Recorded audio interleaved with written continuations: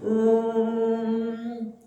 सहनाववतु सहनौ पुनक्तु सह वीर्यं करवावहै तेजस्विनावधीतमस्तु मा विद्विषावहै।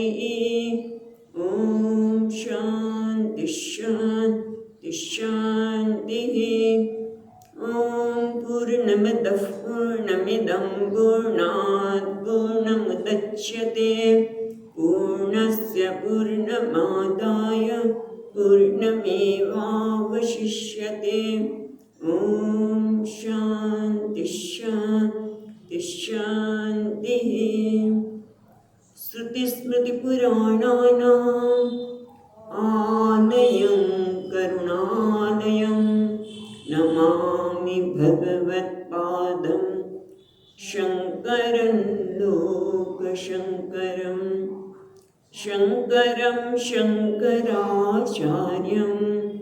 केशवं बादरायणं सूत्रभाष्यकृतौ वन्दे भगवन्तौ पुनः पुनः। ईश्वरो गुरुरात्मेति मूर्तिभेदविभागिने व्योमवद्व्यक्तदेहाय दक्षिणामूर्तये नमः। ॐ पार्थाय प्रतिबोधितां भगवता नारायणेन स्वयं व्यासेन ग्रथितां पुराणमुनिना मध्ये महाभारतम् अद्वैतामृतवर्षिणीं भगवतीम् अष्टादशाध्यायिनीम् अम्ब त्वामनुसन्दधामि भगवद्गीते भवद्वेषिणीम्। यं ब्रह्मा वरुणेन्द्ररुद्रमरुतः स्तुन्वन्ति दिव्यैस्तवैः वेदैः साङ्गपदक्रमोपनिषदैः गायन्ति यं सामुदाः। ध्यानावस्थिततद्गतेन मनसा पश्यन्ति यं योगिनः यस्यान्तं न विदुःसुरासुरगणाः देवाय तस्मै नमः। ત્રીજો અધ્યાય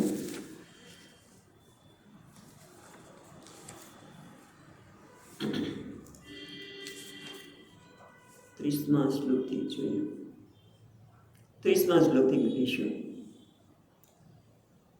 મયि સર્વાણિ કર્માણિ મયि સર્વાણિ કર્માણિ સન્ન્યસ્યાધ્યાત્મચેતસા સન્ન્યસ્યાધ્યાત્મચેતસા નિરાશિર્નિર્મમો ભૂત્વા निराशिर्निर्ममो भूत्वा युध्यस्व विगतज्वरः युध्यस्व विगतज्वरः। इमे मतमिदं नित्यम् इमे मतमिदं नित्यम् अनुतिष्ठन्ति मानवाः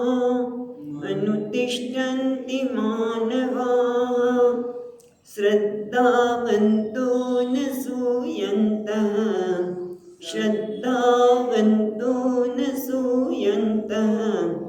मुच्यन्ते तेऽपि कर्मभिः एतदप्यसूयन्तः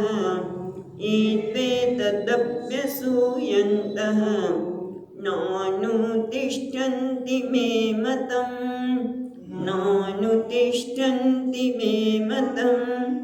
सर्वज्ञानविमूढांस्तान् सर्वज्ञानविमूढांस्तान् विद्धि नष्टान् चेतसः विद्धि नष्टान् चेतसः.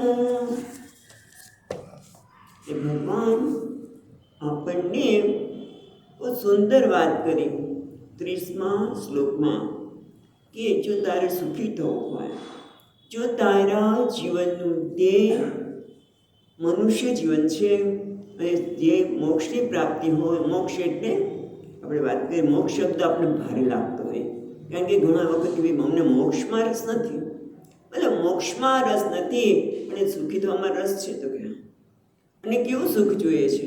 નિમિત્ત કઈ વસ્તુ ચૂકવ્યા વગર સુખ મળતું હોય તો ગમે તો કે હા એમના મોક્ષ.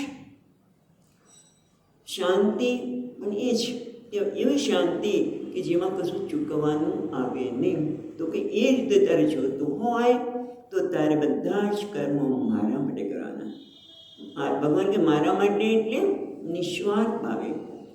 મને આમાંથી શું મળશે એના વિચાર કરતાં હું લોકોને કેવી રીતે ઉપયોગ થયો, હું લોકો પાસેથી ઘણું બધું પ્રાપ્ત કરું છું ને કરતો જ રહ્યો છું, તો લોકોને કેમ મદદરૂપ થાવ?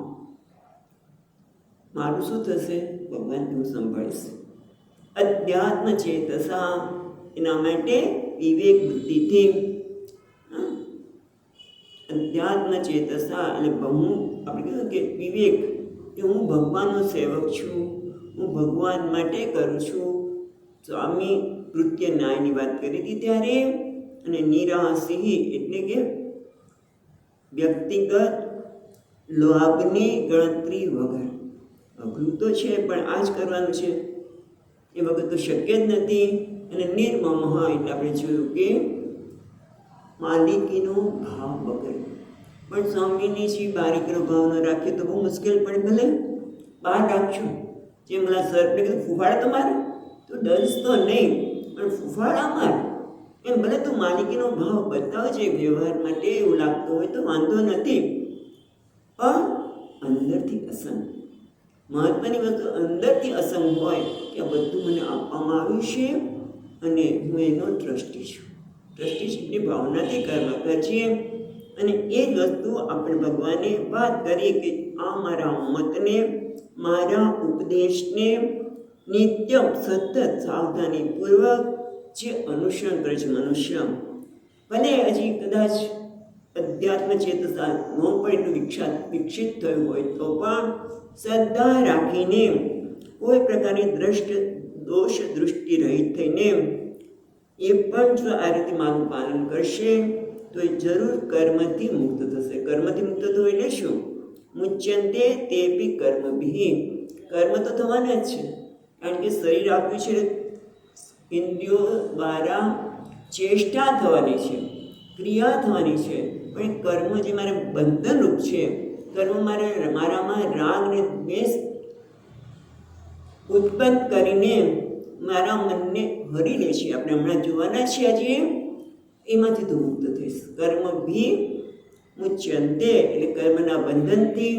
કર્મ તારામાં જે રાગ દ્વેષ જન્માવીને બધું ને બધું તને ખૂપાવે છે, એ કર્મના બંધનથી તું મુક્ત થઈશ. અને પછી એ પણ ભગવાને બતાવ્યું કે જો તું આમ નહીં કરે અને જે વ્યક્તિ એ તું 32મા શ્લોકમાં જોયું એ પ્રમાણે એ તું અભ્યસુયંત, પણ જે ભગવાનમાં અને બધામાં જ્ઞાનમાં ભગવાન કહે છે તો કે સાચું થશે. એના કરવાથી શું ઉદ્ધાર થયો? એ તો જે મને જરાસંઘને બધા કહેતા હતા ને, એ તો ગોવાળીઓ છે, એ તો ક્યાં સાચું બોલે છે વગેરે વગેરે માનીને ભગવાનના ઉપદેશને પણ નકારાત્મક ગણીને, દોષ દ્રષ્ટિ રાખીને જે અનુસરે નહીં, એવું કરવાથી કોઈ પેલું થાય જ નહીં. પ્રમાણિક રહીએ, બીજાનો સતત વિચાર કરીએ તો શું મળવાનું છે? પ્રમાણિક રહીને શું મળ્યું? જો બાજુવાળા અપ્રમાણિક રહીને કેટલું મોટું મકાન બનાવ્યું, પછી આજે એ પણ જોશું કે એનાથી શું થાય છે. પણ કે સર્વ જ્ઞાન વિમૂઢાંસ્તાન, એટલે ગઈકાલે જોયું હતું એ પ્રમાણે સર્વ જ્ઞાન વિમૂઢાંસ્તાન એટલે શું? બધા જ્ઞાનથી એ વિમૂઢ બની ગયો છે. અને કયા જ્ઞાનથી?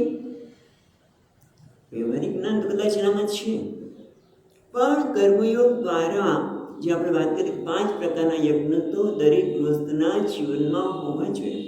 પિતૃયજ્ઞ, નૃયજ્ઞ, દેવયજ્ઞ, આ બધા જ 5 પ્રકારના યજ્ઞ મનુષ્ય જીવનમાં હોવા જોઈએ. એટલું જ નહીં, જ્યારે હું જીવનમાં કર્મયોગ ભાવનાથી જીવન જીવું ત્યારે મને મારા માતા પિતાનું પણ ખ્યાલ રાખવું કે મેં કંઈક લીધું છે, તમારે એમને આપવાનું છે, મારું કંઈક ઋણ છે.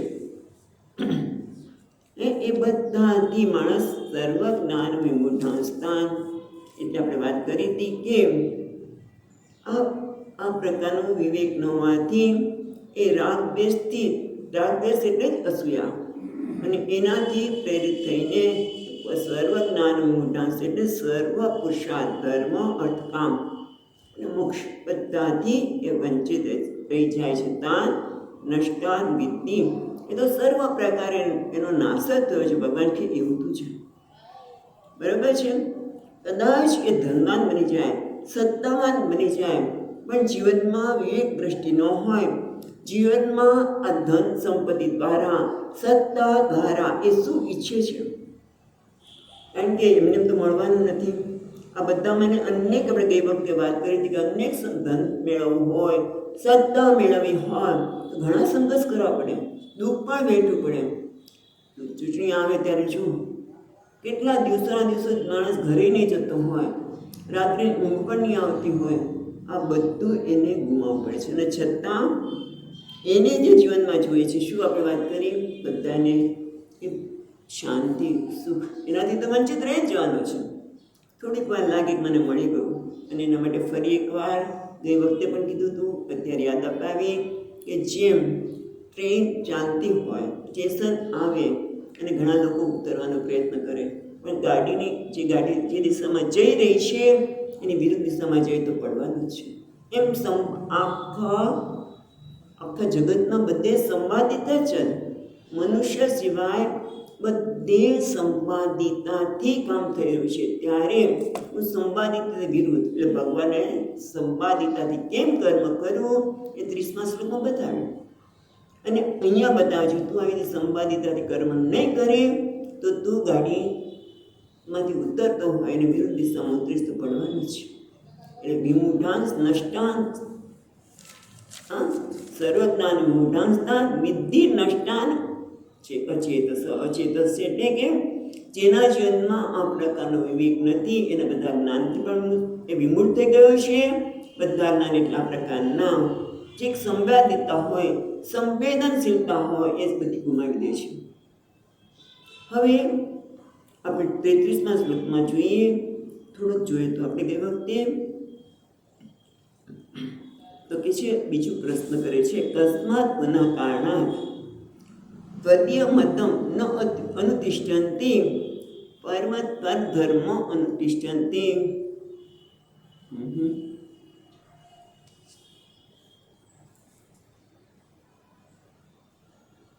બીજો પ્રશ્ન થાય છે કે ભગવાન તમારું આટલું સુંદર મત છે, એ ન અનુસરવાથી આ પ્રકારનું એ ગુમાવે છે. પોતે ભલે માનતો હોય કે હું તો બધું લાભ શું થાય એ જોઉં છું, પણ એ તો પોતે ગુમાવે છે. તો હવે બીજું કયું કારણ છે કે જેને તમારા મતને અનુસરવા દેતા નથી? એના માટે બીજું એક કારણ 33મા શ્લોકમાં આપે છે, આપણે વાંચીશું. સદૃશમ ચેષ્ટતે સ્વસ્યાઃ, સદૃશમ ચેષ્ટતે સ્વસ્યાઃ પ્રકૃતિર્જ્ઞાનવાનપી, પ્રકૃતિર્જ્ઞાનવાનપી પ્રકૃતિમ યાન્તિ ભૂતાની, પ્રકૃતિમ યાન્તિ ભૂતાની નિગ્રહ કિમ કરિષ્યતિ, નિગ્રહ કિમ કરિષ્યતિ. એટલે કે છે સદૃશમ ચેષ્ટતે, શબ્દ જોજો, ચેષ્ટતે સ્વસ્યાઃ પ્રકૃતેઃ જ્ઞાનવાન અપી, બધા પોતાની પ્રકૃતિને આધારે ચેષ્ટ એટલે કર્મ કરે છે, ચેષ્ટ એટલે ચેષ્ટા કરે છે. બંને અર્થ આપણે જોઈશું. સ્વસ્યાહ પ્રકૃતિ હે, અને પ્રકૃતિ એટલે ગઈકાલે વિભક્તિ જોયું તેમ પ્રકૃતિ નામ પૂર્વકર્મકૃત ધર્માદિ સંસ્કાર વર્તમાન જન્માદિ અભિવ્યક્તો. પૂર્વજન્મમાં જે કંઈ ધર્મ અધર્મ જ્ઞાન ઉપાસના જે કંઈ કર્યું હોય એ એનો સ્વભાવ બને છે. એટલે કે આ જન્મમાં એ પ્રકારે જ માણસ વર્તન કરતો હોય છે. પછી જ્ઞાનમાં નથી, જ્ઞાની પણ એ જરા પ્રશ્ન થાય છે, આપણે જોઈએ છીએ. પ્રકૃતિ યાન્તિ ભૂતાની, મનુષ્યને પ્રકૃતિ જ લઈ જાય છે. કારણ કે જ્યાં સુધી મનુષ્ય આ શરીર છે એ પ્રકૃતિનું બનેલું છે, બરાબર, અને એ શરીર છે એ જડ છે, અનાત્મા છે. એને જ્યારે હું માનવા લાગે ત્યારે રાગ દ્વેષ આવવાના છે. ત્યારે મનુષ્યના જીવનમાં અહીંયા કે છે ગમતું મળે કે છે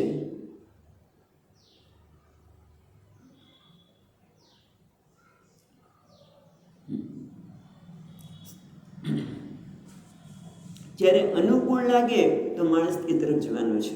પણ અનુકૂળતા કોણ નક્કી કરે? કોઈ પણ વસ્તુને અનુકૂળ ક્યારે કર્યું કે મને એનાથી લાભ થયો ત્યારે. પણ એ જ વસ્તુથી ક્યારેક શરીરને નુકસાન થયું હોય, શરીરને મુશ્કેલી પડી હોય, પછી એને જોવાનું મન ન થાય. તો મેં ખાવ ને, ના હું નહીં ખાઉં. કેમ? એ ખાધા પછી આ શરીરને ઘણું બધું હેરાન થવું પડ્યું હતું. એટલે રાગ અને દ્વેષ એ આપણા જ અનુભવથી આપણે નક્કી કરીએ છીએ, બરાબર છે. અને રાગ દ્વેષ, અને તમે જુઓ કે જ્યાં સુધી આ શરીરને હું માનીશ ત્યાં સુધી રાગ દ્વેષ વધવાના છે, ઘટવાના નથી. કારણ કે શરીરને હું માનું, મનને હું માનું, બુદ્ધિને હું માનું, ત્યારે હું મારી જાતે નાનકડી સંકુચિતામાં દ્રઢ કરું છું. ભલે શરીરને હું માનું પણ હું સાધક છું. તો સાધક પણ સહજી અને જ્ઞાન નથી થયું. તું આ શરીર મન બુદ્ધિ નથી, પણ એ દિશામાં પ્રવૃત્ત છે. સાધક એ દિશામાં પ્રવૃત્ત છે. એટલે એવું તો જરૂર કરશે કે હું મારા કોઈ કર્મ સંકુચિતાના આધારે નહીં થાય. ભગવાને 30મા શ્લોકમાં કહ્યું છે એ પ્રકારે હું વિશાળતાથી ઉદારતાથી કર્મ કરું, બીજાને ઉપયોગી થવાનું કરું. લોકો તો ઘણી વખત છે ને, ઘરના લોકો કે તમે બધાને ઉપયોગી થાવ છો, બધાને વસ્તુ લાવી આપો છો, નામ કરું, શું મળ્યું? આપણે કંઈ મળ્યું નહીં. પતિ થોડુંક મનમાં જાય તો આપણે ઉપયોગી થવાની ભાવના આવતી હોય, બીજા કોઈ કશું કે એને ગયા. ઉપયોગી થવાની ભાવના, બીજાને મદદ થવાની ભાવના, ભલે સાધક છે, જ્ઞાન નથી થયું, પણ છતાં એનું જીવન ઈશ્વરને અર્પણ કરવા માટે, આનાથી ઈશ્વર ખુશ થાય. ઈશ્વર એટલે અમારે રહેલું પરમાત્મા. એ પ્રકારે કર્મ કરે છે. પણ આગળ જે વાત કરી કે જે આ શરીરથી ઉપર ઉઠ્યો નથી, એ હંમેશા રાગ અને દ્વેષથી જ પ્રેરાઈને કરે છે. પ્રકૃતિ યાન્તિ ભૂતાની, જે પ્રકૃતિના રાગ દ્વેષ જે બધા પડ્યા છે, અને એને જો દૂર કરવામાં ન આવે તો એનાથી પ્રેરણા થાય. એટલા માટે કહે છે પ્રકૃતિ યાન્તિ ભૂતાની. અર્જુન અત્યારે તો હઠપૂર્વક યુદ્ધ કરવા નથી માગતો. હું યુદ્ધ નહીં કરું, છોડી દીધું ધનુષ્યબાણ. તો કહે છે પ્રકૃતિમ તમ નિયોક્ષિ. 18મા અધ્યાયમાં પણ ભગવાન કહે તને પ્રકૃતિ ખેંચી જશે, કારણ કે તારા શરીરમાં ક્ષત્ર લોહી વહી રહ્યો છે, એ તારી પ્રકૃતિ છે. અને એટલે તું ક્યાંય અન્યાય સહન નહીં કરી શકે. એટલે કે છે પ્રકૃતિમ કામ નિયોક્ષિ. અને પછી તરત જ 18મા શ્લોકમાં કહે છે કરીશે અવશોપિત તત. અને એટલા માટે તું ઈચ્છે કે ન ઈચ્છે તું કર્મ કરવાનો જ છે. હજુ માટે બધાને કહે છે કે જે તારા ભાગ્ય તારી પ્રકૃતિમાં છે તું કરવાનો છે. અને પ્રકૃતિ જ્ઞાનવાન આપી. જ્ઞાનવાન એટલે કે જેને જ્ઞાન છે, જેનામાં કોઈ રાગ દ્વેષ નથી, એના દરેક કર્મ રાગ અને દ્વેષથી રહિત છે, જેમાં અકર્તા ભાવ છે. તો પછી એની પ્રકૃતિ કેવી રીતે કહે છે? અહીંયા કહે છે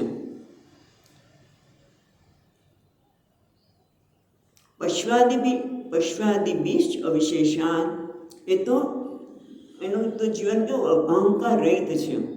એટલે એના કર્મો પ્રકૃતિના આધારે થતા હોય કેવા હોય છે? ચેષ્ટતે. કર્મ એટલે જે મને બાંધનાર હોય, રાગ અને દ્વેષને દ્રઢ કરનારા હોય. પણ ચેષ્ટા એટલે ક્રિયા, હાથ દ્વારા કંઈક કર્મ થઈ રહ્યું છે. દાખલા તરીકે જમવાનું કર્મ, પણ હું જમી રહ્યો છું ત્યાં કર્તૃત્વ આવ્યું, બરાબર. પણ આ ક્રિયા થઈ રહી છે મારી સન્નિધિમાં. કોણ? જ્ઞાની કહે છે કે મારી સન્નિધિમાં જમવાની ક્રિયા થઈ રહી છે. એટલે જ્ઞાની પણ પોતાની પ્રકૃતિને આધારે થાય. દાખલા તરીકે કોઈ જ્ઞાની છે અને ઇંગ્લિશ નથી આવડતું, તો તમે એને ઇંગ્લિશમાં પ્રવચન નહીં આપી શકે. આપણે ગઈકાલે જમવાના સંદર્ભમાં વાત કરી. પંજાબી હોય તો એને ભાખરી ગમશે, દક્ષિણ ભારતીય હોય તો એને ઇડલી ને સાંભાર વધારે ગમે. એમ ઇંગ્લિશમાં પ્રવચન નહીં આપી શકે, કારણ કે એને ઇંગ્લિશ નથી આવડતું. એ જ અહીંયા કંઈ, બાકી બીજો અર્થ થઈ શકે નહીં કે જ્ઞાનવાન પ્રકૃતિ યાંતિ ભૂતાની. જ્ઞાનવાન અપી, જ્ઞાનવાન એટલે આ રીતે કે એનામાં રાગ અને દ્વેષ નથી, પણ જે પ્રકારના સંસ્કાર પડ્યા છે એ પ્રકારે એનામાં ચેષ્ટા જોવામાં આવશે.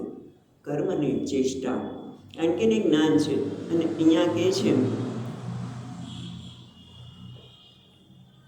ભગવાન તો એમ કહે છે કે બહુ સરસ વાત કરે છે કે કસ્માત પ્રકૃતિ પ્રતિકૂલા, તમારા ભગવાન તમારા શાસનને કેમ અનુસરતો નથી? જેમ રાજા કહેતો હોય તો રાજાના શાસનને અનુસરવું જોઈએ. પણ હજી પ્રકૃતિ શોર્ટકટ કરવાની હોય એટલે તમે જો, અને કાલે જ કંઈક થતું વચ્ચે તમે વિરુદ્ધ દિશામાં એ રસ્તો છે જ નહીં, પણ છતાંય આવી જવાનો.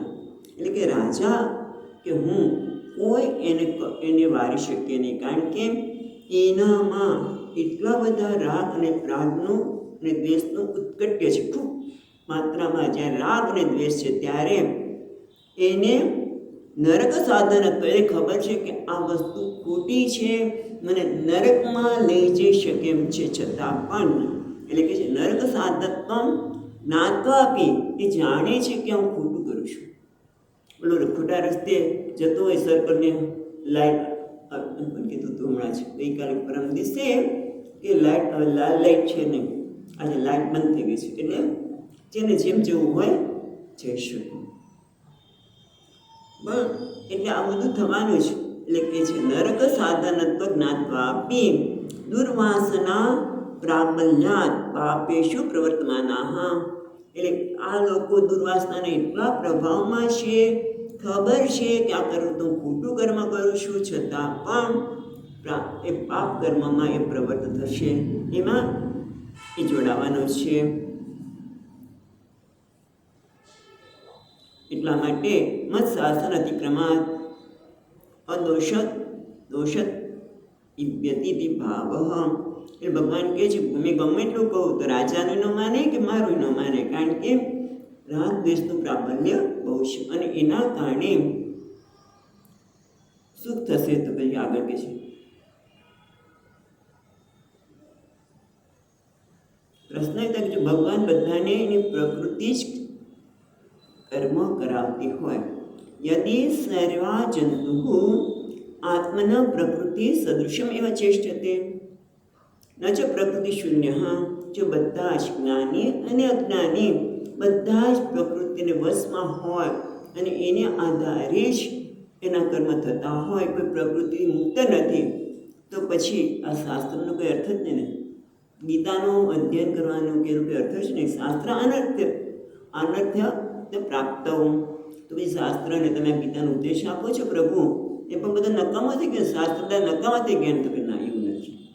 પહેલાં બંને શ્લોકમાં કીધું કે મનુષ્ય પોતાની પ્રકૃતિ એટલે રાગ દ્વેષના પ્રબળતાને કારણે પ્રકૃતિને આધીન હોય છે, પણ એમ અર્થ નથી થતો કે એ લોકો એમાંથી બહાર ન નીકળી શકે. નહીં તો શાસ્ત્ર નકામો થઈ જાય, સત્સંગ નકામો થઈ જાય. તો ના, એવું નથી. એના માટે 34માં શ્લોકમાં કહે છે, એક મિનિટ,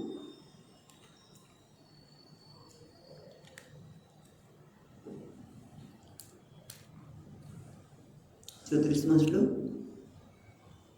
ઇન્દ્રિયસ્યાર્થે ઇન્દ્રિયસ્યાર્થે રાગદ્વેષૌ વ્યવસ્થિતૌ તયોર્નવશમાગચ્છેદ તૌ હ્યસ્ય પરિપંતિનો.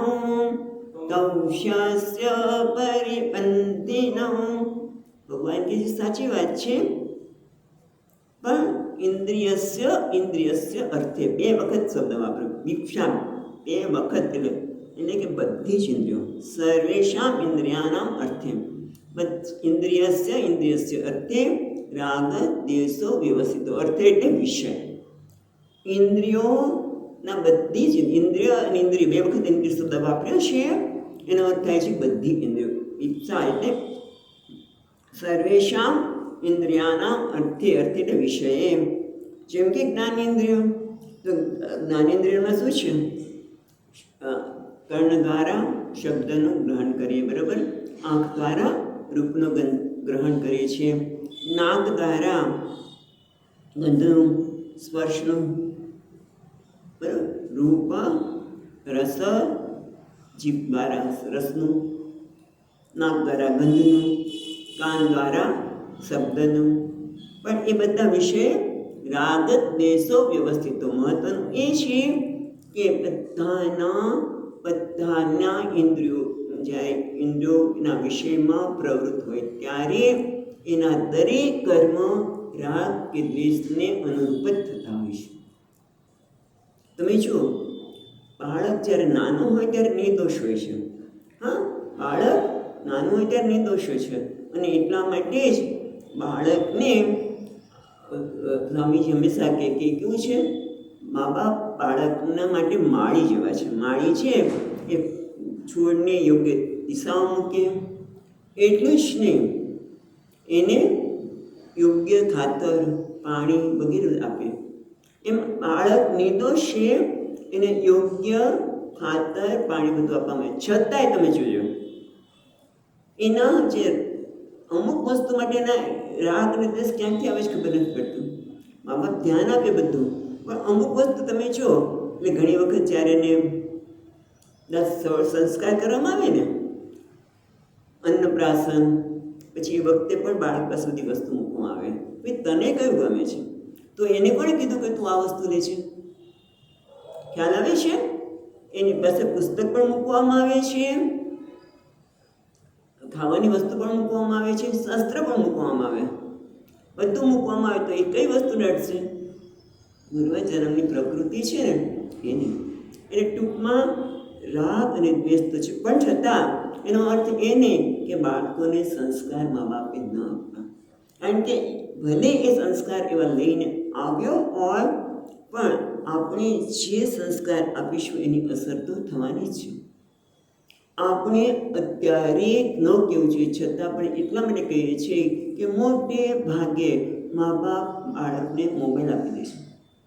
મેં પૂછ્યું કે ભાઈ તમે એક બેન છે આપણી, તને ફોન કર્યો તારી પાસે મોબાઈલ તો હોય જ ને, કે શું કરું સ્વામીની છે? આ છોકરાઓ લઈ લે છે. છોકરાઓને શું કામ આપવો છે ભાઈ? હવે છોકરાઓને એ કદાચ શરૂઆતમાં કોઈ ગીત સાંભળતો કે રમત સાંભળતો હોય, પણ એનો હાથ ક્યાંક બીજે જ પહોંચી ગયો હતો, એ તો ડેન્જરસ છે. એટલે આપણે બાળકો સાથે સમય વિતાવી ન શકીએ, એટલે આપણે એ તો અમે ભજન જ આપીએ છીએ, એ લોકો ભજન સાંભળે છે, એવું નથી હોતું. એટલે બહુ મહત્ત્વની વસ્તુ છે. અને એટલા માટે આપણે રવિવારે હવે બંધ કર્યું, બાળકોને ગીતાના સંસ્કાર આપવા માટે, સરસ સરસ સુધી વાર્તા કહેવા માટે પ્રયત્ન કર્યો છે. સ્વામીજી એ લોકો તો શ્લોક બોલતા આવડે, કે એવું મનમાં પૂછવું બરાબર તમે સાંભળેલું છે માટે કે એ લોકોને તો બધા શ્લોક જ આવડે ને? ના, એવું નથી. શ્લોક નથી આવડતા, ઘણી બધી વાર્તાઓ પણ કહેવામાં આવે છે. એ જ્યારે મોટા થશે, ભલે અત્યારે પોપટની જે મોટા હશે, પણ એને એટલી તો ખબર પડશે કે ભાઈ મારે કોની પાસે જવાનું છે, મારી મુશ્કેલીમાં કોની પાસે જવાનું છે. સાચો નિર્ણય મને ગીતા આપશે, પણ એ સંસ્કાર પડ્યા હશે તો. પણ મોટે ભાગે ભગવાન ભગવાન કહે છે રાગ દ્વેષો વ્યવસ્થિતો. મોટા ભાગે આપણે જ્યારે ઇન્દ્રિયો વિષયનું અનુસરણ કરે ત્યારે રાગ દ્વેષથી માણસ જોડાયેલો છે. જેમ કે સ્વામીજી વાત કરે કે અમુક વ્યક્તિ છે ને એને અમુક વસ્તુથી એમ ગુસ્સો આવી જ જાય, અમુક જોઈને એને ગુસ્સો આવી જાય. મોટા સ્વામીજી મહારાજ કે હું જ્યારે નવો ગયો બહુ વર્ષો પહેલાં બધાની વાત કરતા હતા કે ચાલ તને એના બીજા સહકાર્યો હોય કે તને સાહેબ પાસે લઈ જાઉં, તને કહી દઉં કે સાહેબ છે ને આનાથી ગુસ્સે થશે, તારે જોવું છે. એને ત્યાં જઈને એ જ વસ્તુ કરેલું એકદમ ગુસ્સે થાય. એટલે શું થયું કે આપણે કોઈનાથી સંચાલિત થઈ છે રાગ અને દ્વેષથી, ને લોકો એનો લાભ ઉઠાવે છે. છોકરાઓ પણ એ જ કરતા હોય છે ને, પોતાને કઈ વસ્તુ જોતી હોય તો મા પાસે કઈ રીતે મેળવે છે? કારણ કે એને ખબર છે એ કદાચ આ શબ્દો ન વાપરે કે ઇન્દ્રિયસ્યાર્થે રાગ દ્વેષો વ્યવસ્થિતો. રાગ અને દ્વેષ તો બધામાં રહેલા જ છે. અમુક વસ્તુ જોઈને મન થઈ જ જાય. ભલે જમીન બેઠા હોય પણ રસગુલ્લા છે બહુ ભાવે છે, આજે રસગુલ્લા આવ્યા છે એક ખાઈ લો ને. રાગ દ્વેષો વ્યવસ્થિતો, કારણ કે રાગ છે એટલે વિચાર કર્યા વગર અંદર જતું રહે. પછી યાદ આવે કે અરે આજે રસગુલ્લા તો એકાદશીમાં ઉપવાસમાં ખવાય, પણ તોય ન ખવાના હોય તેમ અહીંયા સુધી આવે ને કદાચ યાદ આવી જાય પછી પાછું મૂકે. રાગ દ્વેષો વ્યવસ્થિતો એટલે આ રહેવાનું જ માણસને. તમે વિચારો કે કોઈને કહ્યું હોય કે ભાઈ આજે લગ્ન સમારંભ છે, બધા લોકો આવે તો મેં બધાને આ અત્તર બધાને છાંટવાનું છે, તો શું થશે? પોતાની વ્યક્તિ આવે એટલે થોડું વધારે જાય, અને શત્રુ આવે તો જેની સાથે એને ગમતું ન હોય, બોલવાનું થયું એ પણ આવવાનું છે, તો શું કરે? સેજ આમ મોઢું ફેરવે, સેજ છાટીને. કેમ કે રાગ દ્વેષો વ્યવસ્થિત. તો ભગવાન કહે છે આ રાગ દ્વેષ તારો કંટ્રોલ કરે છે. તો આપણે કેવા થયા? જેમ આપણે પંખો છે, પંખાની સ્વિચ કરીએ એટલે પંખો ચાલુ થાય, બરાબર? બીજી સ્વિચ કરીએ એટલે પાણી ઉપર ચડે. એ રીતે આપણે પણ જો રાગ દ્વેષના સંચાલિતમાં હોઈએ તો આપણા મને આ પંખામાં શું ફેર પડે? કંઈ જ નહીં. રાગ દ્વેષ. અને ભગવાન કીધું કે બધા જ જ્યાં સુધી આ પ્રકારનું આગળ કીધું એ પ્રમાણે વિવેક નહીં દાખવે તો રાગ અને દ્વેષથી સંચાલિત થવાના છે, અને એના કારણે પોતે અધર્મનું આચરણ કરવાનું જ છે. કારણ કે અહીંયા કહે છે શાસ્ત્રે પ્રવૃત્ત પૂર્વમેવ.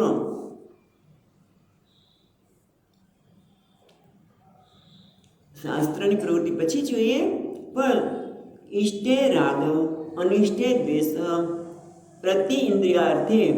દરેક ઇન્દ્રિયમાં જે ગમતું મળે એના માટે રાગ થાય, ન ગમતું મળતું દ્વેષ એ સતત એમાં રહ્યા કરે છે. અને માટે ભગવાન કહે છે આ તો છે જ, આનાથી તું સભાન અર્જુન. કારણ કે તયોર્નવ સમાગચ્છે તૌહ્યસ્ય પરિપંથીનો. અર્જુન તો આના વશમાં ન આવીશ. રાગ દ્વેષ તો છે જ, પણ જો તારા જીવનનું ધ્યેય તે શું બનાવ્યું? મોક્ષ, જીવનનું શ્રેયની કામ ઈચ્છા હોય, નિશ્રેયસમ સ્યાત તન્મે બ્રૂહિ. જો તું એવું કહેતો હોય તો તું એના વશમાં ન આવીશ. કારણ કે તું એ પંખો જેવો નથી. તને કોઈ રાગ દ્વેષ, તમે જોયું ને કે પંખાની વાત જવા દો, આપણા રાગ દ્વેષને લોકો જાણતા જ હોય છે, અને એ દ્વારા આપણે કંટ્રોલ કરતા હોય છે. જેમ કે છોકરાઓને કંઈક જોઈતું હોય તો માની આ છે ને નબળી કળી છે. નબળી એટલે આમ રાગ વધારે છે. કયો? છોકરાને જરાક દુઃખી થાય, રડે તો માં કે આપી દો. એ પપ્પાએ ના પાડી હોય, પિતાજીએ ના પાડી હોય તો છોકરો શું કરે? મા પાસે જઈને જરાક રડે, મમ્મી મને આના વગર નહીં થાય, આમ થશે તેમ થશે. માન દે સાચી વાત છે. એટલે આપણને કંટ્રોલ કરે છે, અને એનાથી એનું હિત જ થાય છે ખબર નથી મા બાપને. એટલા માટે વ્યવહારમાં પણ આ આટલું જ ઉપયોગી છે. આ ગીતા આપણા વ્યવહારમાં પણ એટલી જ ઉપયોગી છે. અને એટલા માટે ભગવાન તયોર્નવ વસમાં ગચ્છે તૌહ્યસ્ય પરિપંથીનો. એ બધા તારા કેવા છે? લૂંટારૂ. પરિપંથી એટલે લૂંટારૂ છે, શત્રુ છે. કેમ કે તારા રાગ દ્વેષના વશમાં આવીશ તો તારી શાંતિને અણી લેશે. લૂંટારા જેમ કોઈની વસ્તુ ચોરી જાય, લૂંટારા શું કરે છે? લૂંટી લે છે. કોઈ વ્યક્તિની વસ્તુને લૂંટી લે, એમ આ રાગદ્વેષ પણ તને લૂંટી લે છે. રાગદ્વેષ તને લૂંટી લે છે. શું લૂંટી લે છે? તારું રાગ અને દ્વેષના કારણે તારી સુખ અને શાંતિ, બીજી કોઈ નહીં. તો અખૂટ શાંતિનો ખજાનો છે, તારામાં અખૂટ આનંદ ભરેલો છે, પણ છતાં એ તને રાગ દ્વેષ તને તારા જ શાંતિથી, તારા જ ખજાનાથી વંચિત રાખશે. માટે ભગવાન કહે છે તયો નવ સમાગત છે તૌહ્યસ્ય પરિપંથિનઃ. એટલે કહે છે કે આ શાસ્ત્ર છે એ અનર્થ નથી. શાસ્ત્ર પહેલાં બતાવ્યું કે પ્રકૃતિને, આપણે આ પ્રશ્ન એટલે ઉઠ્યો ને કે ભગવાન કહે છે પ્રકૃતિ મ્યાંતિ ભૂતાને નિગ્રહ કેમ કરી શકે? પ્રકૃતિ એટલે રાગ અને દ્વેષ, પૂર્વજન્મમાં કરેલા રાગ દ્વેષથી કે પછી ધર્મ અધર્મ જેનાથી કરેલા હોય એ સંસ્કારને આધારે જ બધા કરતા હોય તો પછી નકામ, તો પછી શાસ્ત્રની કોઈ આવશ્યકતા નથી. ના, શાસ્ત્રની આવશ્યકતા છે. કારણ કે શાસ્ત્ર શું કહે છે? પહેલાં તો સમજ. ભગવાન કહે છે કે રાગ દ્વેષ તો છે જ બધાને, દરેક વિષયમાં, પછી જ્ઞાનેન્દ્રિયના હોય કે કર્મેન્દ્રિયના હોય, દરેક ઇન્દ્રિયના વિષયમાં રાગ દ્વેષ તો બધામાં રહેલા જ છે. પણ સમજ કે તું એના આધારે નાચીશ નહીં. એ તને નચાવે છે કઠપુતલીની જેમ. ખ્યાલ આવે છે? કઠપુતલીની જેમ આપણે રાગ અને દ્વેષ નચાવે છે. એટલે લોકોને ખબર પડે કે ભાઈ આની આ દુઃખ નબળી પડી છે, એનો દુરુપયોગ કરવાના જ છે. માટે તયો નવ સમાગત છે તૌહ્યસ્ય પરિપંથિનો. એ તો લૂંટારા છે, ચોર છે. તું એના વશમાં તારી શાંતિને, સુખને એ લૂંટી જશે.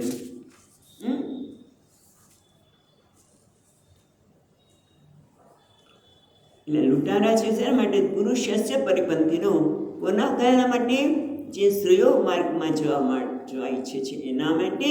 પરિપંથી એટલે વિઘ્ન કરતારો, તસ્કરો એવા જે તસ્કર છે તમારા જીવનમાં વિઘ્ન લાવે, એમ આ રાગ દ્વેષ પણ કેવા છે? જે શ્રેયો માર્ગી છે, જેને પરમાત્માના માર્ગે જવું છે, જેને મોક્ષ, પાછા મોક્ષની વાત હમણાં જ શરૂઆતમાં કરી. એટલે આ શબ્દ અઘરું નહીં માનતા, મોક્ષ શબ્દ, પણ એના માટે એ વિઘ્ન કરતા છે. હવે આગળ કે છે તત્ર રાગ દ્વેષ પ્રયુક્તો મન્યતે શાસ્ત્રમ અપી અન્યથા પરધર્મો અપી ધર્મત્વાત અનુષ્ઠેયત્વાત. હવે ભગવાન એ જરાક વધારે વિસ્તારથી વાત કરે છે કે રાગ અને દ્વેષના લીધે શું થાય છે કે પોતાના ધર્મનો ત્યાગ કરી અને બીજાના ધર્મનું પાલન કરવાની ઈચ્છા થાય. કારણ કે હમણાં વાત કરી કે રાગ અને દ્વેષ તો રહેલા જ છે, અને એના લીધે માણસ એને પોતાના સુખથી વંચિત રહી જાય છે. અને અર્જુનને પણ એ દેખાય છે કે ભગવાન, આ તમે યુદ્ધ કરવાની વાત કરો છો, એના કરતાં ભિક્ષાનું મને કેવું સારું. એ કંઈ ચિંતા કરી સાધુને કેવી શાંતિ. એને તો મોટરમાં ફરવામાં લોકો એવું માનતા હોય, એને ભિક્ષા મળતી હોય, એને કંઈ અનાજ લેવા જવાનું છે, રોટલા કરવાના છે, એ તૈયાર મળે છે, તો આપણે ભિક્ષાનું શું કામ ન ખાઈએ? એવું પણ લોકો માને. પર ધર્મ, બીજાનું ધર્મનું પાલન કરવું સરળ લાગતું હોય, કારણ કે રાગ અને દ્વેષના લીધે. અને એટલા માટે ભગવાન આગળ કહે છે 35મા શ્લોકમાં, શ્રેયાન સ્વધર્મો વિગુણઃ, શ્રેયાન સ્વધર્મો પરધર્મો સ્વનુષ્ઠિતા, પરધર્મા સ્વનુષ્ઠિતા, સ્વધર્મે નિધનમ શ્રેયઃ, સ્વધર્મે નિધનમ શ્રેયઃ, પરધર્મો ભયાવહઃ, પરધર્મો ભયાવહઃ. કારણ કે રાગ દ્વેષ તો રહેલા જ છે દરેકની ઇન્દ્રિયના વિષયમાં, અને એટલા માટે રાગ દ્વેષના કારણે એ બીજાના ધર્મનું પાલન કરવા વિચાર કરતા હોય છે. આપણે આધ્યાત્મિક અર્થ જોતા પહેલાં આ એક વાત વડીલો માટે પણ કહેવાની ગમશે, અને એ છે કે બાળકને એની પ્રકૃતિ ક્યાં છે ખબર નથી. બાળકની પ્રકૃતિનો નોંધ કરતા નથી, પણ કઈ લાઈન લેવાથી એને કેટલા પૈસા મળશે, આ લાઈનમાં જશે તો સરળતાથી એને આટલા પૈસા મળશે. એટલે પછી એમાં તે બધાય કોમ્પ્યુટર એન્જિનિયર, કાં તો ડૉક્ટર, કાં તો એ એન્જિનિયર બને. પણ ઓલી વ્યક્તિની પ્રકૃતિ ક્યાં છે, એને ક્યાં ગમે છે એ જોતું નથી. અને મને યાદ છે કે મારી બેનપણી જો સાયન્સ લે તો મારે સાયન્સ લેવું. આ મા બાપનો પણ એક ટ્રેન્ડ છે અને બાળકોનો પણ હોય છે કે મારો મિત્ર શેમાં છે. એક એક પોલીસ આપણે કોન્સ્ટેબલ થયો એટલે બીજા કે આપણે એમાં જ જાઓ, પણ એનામાં એ પ્રકૃતિ છે ના. એને કદાચ બીજામાં રસ હોય, પણ મહેનત કર, હું તો તું કેમ ન થઈ શકે. એ તમે શું આ બધા આ પ્રકારના વિચારસરણીમાં હોય છે. એના માટે કહીએ કે કોઈ અહીંયાથી એટલા પૈસા વધારે મળશે એના કરતાં બાળક કેટલી સફળતા પ્રાપ્ત કરશે, એને સંતોષ થશે. મને યાદ છે વર્ષો પહેલાં કે એને મેડિકલમાં મોકલ્યો હોય છોકરાને, એને મેડિકલમાં જવું નથી. આ બાકીના મેડિકલમાં બહુ સારો ડૉક્ટર થાય, મારું અમે ગર્વ કરી શકીએ કે મારો છોકરો ડૉક્ટર છે. મોકલ્યો હોય, 1 વર્ષ પછી એનાથી પાછો આવે અને પાછો બીજામાં જોડાય. એટલે નિર્ણય કરતી વખતે માણસે આ બધાનો વિચાર કરવો છે. આ એક પ્રાસંગિક વાત કરી કે આજકાલ આપણે આ જ પ્રકારનું જીવન વિચાર કરતા હોઈએ છીએ કે ભાઈ ક્યાં વધારે પૈસા મળશે, બધા ક્યાં જાય છે તો આપણે કરીએ. પણ એની પ્રકૃતિ ક્યાં છે, કદાચ તમે એની પ્રકૃતિ પ્રમાણે કદાચ એને ડ્રોઈંગમાં રસ હોય સપોઝ દાખલા તરીકે, તો તમે એને આગળ વધારી શકો છો, મોટો કલાકાર પણ થઈ શકે. અને ક્રિકેટમાં રસ હોય, તમે મોટા કલાકાર ક્રિકેટર બનાવી શકો. પણ તમે કદાચ આમ કરવાનું જ છે તો શું થાય, નિધનમ શ્રેય. એટલે કે ભગવાન કહે છે સધર્મ શ્રેયાન સધર્મ. શ્રેયાન એટલે પ્રશસ્યતર, શ્રેષ્ઠ છે. પ્રશસ્યતર ભગવાન ભાષ્યકાર કહે છે શ્રેયાન સ્વધર્મ વિગુણોપી શ્રેયાન. પેલા તે મહત્વ છે. પોતાનો ધર્મ વિગુણ એટલે ગુણ રહિત લાગે, એમાંથી મને કંઈ મળતું ન હોય એવું પણ લાગે. વિગુણ ગુણ રહિત હોય છતાં પણ શ્રેયાન વધુ સારું છે. કેના કરતાં પરધર્મ સ્વનુષ્ઠિતા, બીજાના ધર્મનું પાલન કરવા કરતાં પોતાનો ધર્મ વિગુણ હોય એવું લાગે કે મને કંઈ મળતું નથી. સ્વધર્મે નિધનમ શ્રેય. પોતાના ધર્મનું પાલન કરતાં કદાચ નિધન એ મૃત્યુ આવે અથવા તો કંઈક ગુમાવવું પડે, મૃત્યુ ન આવે પણ અહીંયા ભગવાન છેલ્લું કહે છે કે મૃત્યુ પણ આવે તો પણ એ શ્રેય છે. પર ધર્મો ભયાવહ, બીજાના ધર્મનું પાલન કરવું એ ભયપ્રદ છે. આ વાત કરતાં કરતાં એક નાનકડી વાત યાદ આવી. બાળકોને કહેતા હતા કે એક કોથળી કાગળની બનાવેલી કોથળી છે, એ અને પ્લાસ્ટિકની કોથળી છે. એટલે એને રોજ થાય કે આ પ્લાસ્ટિકની કોથળી તો કેવું મજાનું ઘી પીવા મળે છે, રોજ એમાં ઘી ભરવામાં આવે છે, મને તો કોઈ ઘી આપતું જ નથી, હું તો પતલી ને પતલી છું. તો શું થાય, એને કાગળની કોથળીમાં ઘી ભરવામાં આવે તો શું ફાટી જાય. કારણ કે પરધર્મ ભયાવહ, તારા ધર્મને અનુરૂપ તો કર્મ કર ને. એમ અહીંયા ભગવાન કે સ્વધર્મ, પણ આપણા માટે કયો સ્વધર્મ છે તો કે આત્માનો ધર્મ. અહીંયા આધ્યાત્મિક માર્ગના જે પ્રવાસી છે, જે સાધક છે, એના માટે સ્વધર્મ એટલે આત્માનો ધર્મ. આત્માનો ધર્મ એટલે દૈવી સંપત્તિ, દૈવી સંપત્તિ. અને તમે જુઓ કે આગળ જ કીધું, ઓકે આગળ જ કીધું છે પહેલાં બીજા શ્લોકમાં કે પ્રજાપતિના 2 છોકરાઓ છે, એક દેવ અને અસુરો. અસુરોની સંખ્યા મોટી છે અને દેવોની સંખ્યા ઓછી છે. પાંડવો 5 જ છે અને કૌરવો 100 છે. એટલે આ પરધર્મની સંખ્યા બહુ મોટી છે, આકર્ષણ બહુ છે. અને સ્વધર્મ એટલે આત્માનો ધર્મ, સત્યનું પાલન, પ્રમાણિકતાનું પાલન, નિસ્વાર્થ વૃત્તિથી, અથવા તો સ્વામીજીની ભાષામાં કહીએ અને નિસ્વાર્થ શબ્દનો અઘરો લાગતો હોય તો મેં સમાજ પાસેથી ખૂબ લીધું છે, હું હવે આપનાર બનું. અત્યાર સુધી ખૂબ લીધું, લેનાર હતો, હવે આપનાર બનું. એ આપણો સ્વધર્મ છે. પણ સ્વામીની છે, તમે આ બધી વાતો કરો ને એ ચોપડા પર અહીંયા હાલ લાગે. હું સત્ય બોલું ને નોકરીમાં તો મને આસામ મોકલી દે, મારે આસામ જ જવું પડે. પ્રમાણિક રહું તો શું મળે, મારા બૈરી છોકરા શું ખાય?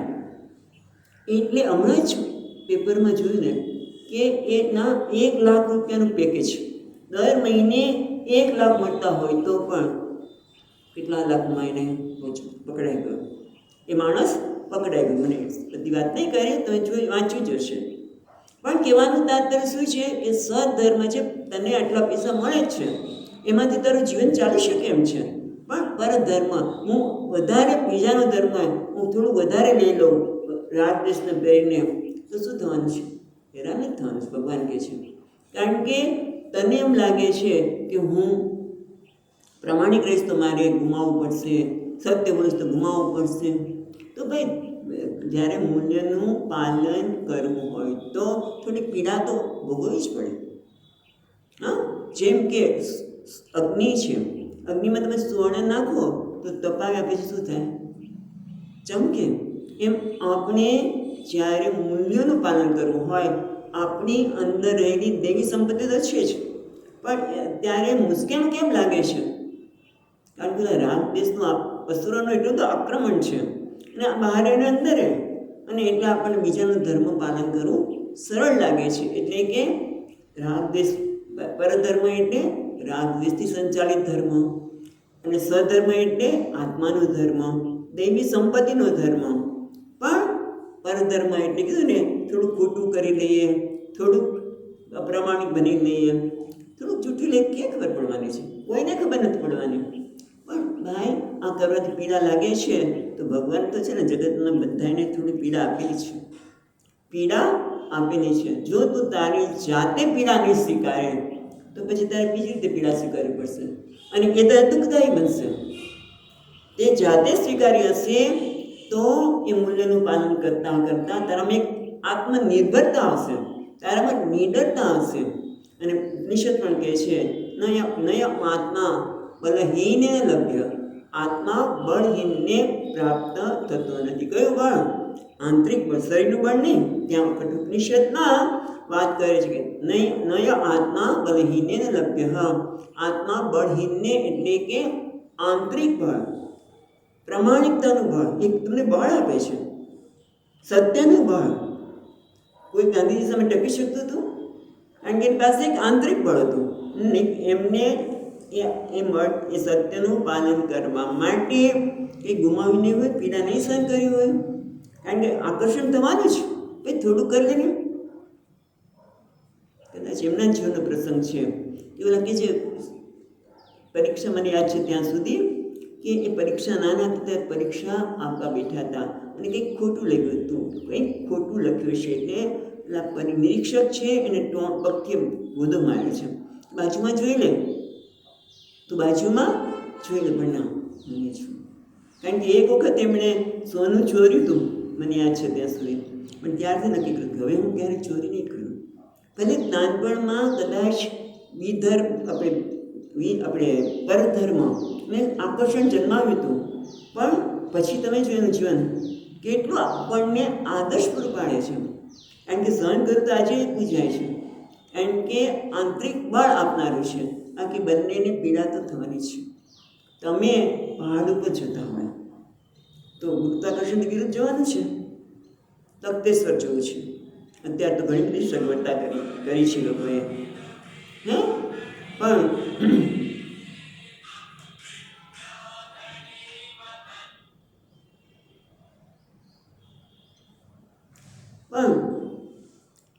સ્વધર્મ પહાડ ઉપર ચડવું હોય તો કદાચ પડવું પડે, પણ તમે ગમે તેમ કરી ઉપર ચડી જાઓ અને ટોચે પહોંચો તો શું થાય? સુંદરતાના દર્શન થાય, સૌંદર્યના દર્શન થાય કે નહીં? પણ ના પડી જવાય, કોણ ચડે? નથી ચડવું તો પછી તમે એનાથી વંચિત રહો છો. કારણ કે ગુરુત્વાકર્ષણ નિયમ તો તમને નીચે પાડવાનો જ છે. એમ પરધર્મ, આસુરી વૃત્તિ, તમે જો સ્પર્ધા, આજે આસુરી એટલે સ્પર્ધા, આ સતત ચાલ્યા જ કરવાની. અને એ બધું તમારે શાંતિ આપવાનું નથી.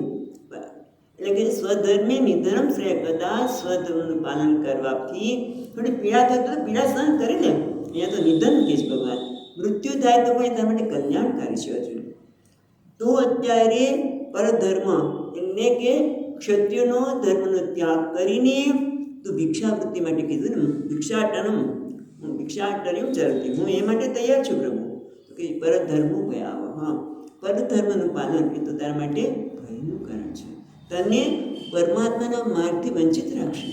કારણ કે સ્વધર્મ એટલે આત્માનો ધર્મ, તો એનું પાલન કરીશ તો એક આંતરિક શક્તિ પ્રાપ્ત થશે, તો તું પરમાત્માને પ્રાપ્ત કરી શકીશ. અને મનુષ્ય જન્મ વારંવાર મળતો નથી. સ્વામી તમે શું કહો? અત્યારે મનુષ્ય જન્મ સરળ જ છે, એ ભલે ટેકનિકલ દ્રષ્ટિએ આપણને લાગતું હોય, પણ મેં તમને ક્યારેક વાત કરી હતી, કોઈ વૈજ્ઞાનિક ડૉક્ટર છે એ વાત કરતા હતા કે એ મનુષ્ય જન્મ પણ બે પેલો વીર્ય અને જે કંઈ હોય બેને ભેગા થતાં બહુ જ મુશ્કેલી પડે છે, અને એમાંથી મનુષ્ય જન્મ મળે. એ લોકોની દ્રષ્ટિએ પણ મુશ્કેલ છે, અને આપણી શાસ્ત્રની દ્રષ્ટિ તો છે જ કે મનુષ્ય જન્મ એટલો સરળતાથી મળતો નથી. અને એ જન્મમાં જો તું તારો આત્માનું કલ્યાણ નહીં કરે તો શું અર્થ થશે? એના માટે કહે છે શ્રેયાન સધર્મો વિગુણ. હા, ભલે તને તારો ધર્મ વિગુણ લાગતો હોય, ગુણ રહિત લાગતો હોય, તને એમ લાગતું હોય કે મને આનાથી કંઈ બધું મળતું નથી, પણ એ કયું નથી મળતું? ભૌતિક સંપત્તિ કદાચ, ભૌતિક સંપત્તિ એક વસ્તુ છે, સુખ સગવડ એક વસ્તુ છે, આપણે ના નથી પાડતા, પણ એ પોતાના ધર્મને વિરુદ્ધ થઈને તું ન લે. કારણ કે ગમે તેટલી સુખ સગવડ હોય એટલે માણસ સુખી હશે એવો નિયમ નથી, બરાબર છે? ગમે તેટલી સુખ સગવડ હોય, કેટલી બધા કુટુંબના દરેક સભ્ય પાસે કદાચ મોટર હોય, બધા પાસે પોતાના જુદા રૂમ હોય, બંગલાય હોય કદાચ, પણ એથી સુખી છે એવું નથી લખી દીધું, એને શાંતિ હશે એવું નથી લખી દીધું. પણ જે સ્વધર્મનું પાલન કરતો હશે એ કયું, ભલે પૈસા આવે એની સામે આપણે વિરોધ નથી કરતા, સગવડો સામે વિરોધ નથી, પણ એ મૂલ્યના ભોગે નહીં. સ્વધર્મ એટલે મૂલ્યનું પાલન. એ કેવું છે? શ્રેયસ છે, એ ચડિયાતું છે.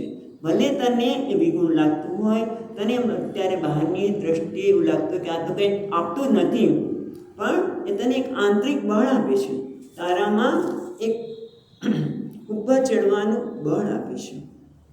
અને એટલા માટે આંતરિક જે કહેવાય ને સમૃદ્ધિ, પ્રસન્નતા, આંતરિક બળ કહો, આંતરિક પ્રસન્નતા કહો, આત્મસંતુષ્ટ અને આત્મનેવ આત્મના તુષ્ટ, એ સ્થિતિ તને લઈ જશે. માટે પરધર્મો ભયાવહ, બીજાનો ધર્મ પરધર્માત સંષ્ઠિતા, બીજાના ધર્મનું પાલન કરવું એટલે આસુરી વૃત્તિનું પાલન કરવું, અધર્મનું પાલન કરવું, ખોટું બોલવું, થોડુંક ચોરી લઈએ, કોને ક્યાં ફરક પડવાની છે, પણ પીડા આવવાની જ છે. આપણે જોઈએ છીએ કે બધાએ ક્યારે ને ક્યારેક પકડાય છે, ને પછી કેવી પીડા હોય છે, એ પીડા તો આવવાની જ છે, એના નિયમમાં કોઈ બકાત છે નહીં. સ્વધર્મે નિધનમ શ્રેય, પોતાના ધર્મનું પાલન કરતા ભલે પીડા સહન કરવી પડે, કદાચ નિધન લાગે એવું થતું હોય તો પણ આ સાચું બોલેલા આ સમજવું પડ્યું, સાચું કર્યું તો આમ થવું પડ્યું. પણ એક દિવસ એવું આવશે કે તમારી પાસે કોઈ આવશે નહીં કે ભાઈ હવે આ વ્યક્તિ પાસે આપણે ખોટું કામ કરાવી શકીશું નહીં, કદાચ બહાર મોકલી દેશે, પણ કોક તો કદર કરવાની છે. એટલા માટે પણ વ્યવહારિક દ્રષ્ટિએ પણ જો તારે સુખ અને શાંતિ જોતી હોય તો પણ સ્વધર્મ એટલે આત્માનો ધર્મનું પાલન કર. કારણ કે એ વિગુણ હોવા છતાં પણ તને કંઈ તને એવું લાગે છે કે નથી આપતા, પણ ખરેખર તને ઉત્તમ વસ્તુ પ્રદાન કરનાર હોય તો સ્વધર્મનું પાલન જ છે. પરધર્મનું અનુષ્ઠાન એ તારા માટે ભયાવહ, એ ભયને આપવાવાળું છે, ભયનું વહન કરવાવાળું છે. શંકરાચાર્ય મારે શું કહે છે જોઈએ? ભયાવહ એટલે નરકાદિ લક્ષણમ ભય ભાવ હતી, ભયમ આવહતી, એટલે કે ભયાવહ એટલે નરકાદિ લક્ષણ, નરક વગેરે લક્ષણવાળું છે, એટલે કે ભયને લાવવાવાળું છે, દુઃખને લાવવાવાળું છે, પીડાને લાવવાવાળું છે. ચાલો એટલું આપણે જોઈએ. કે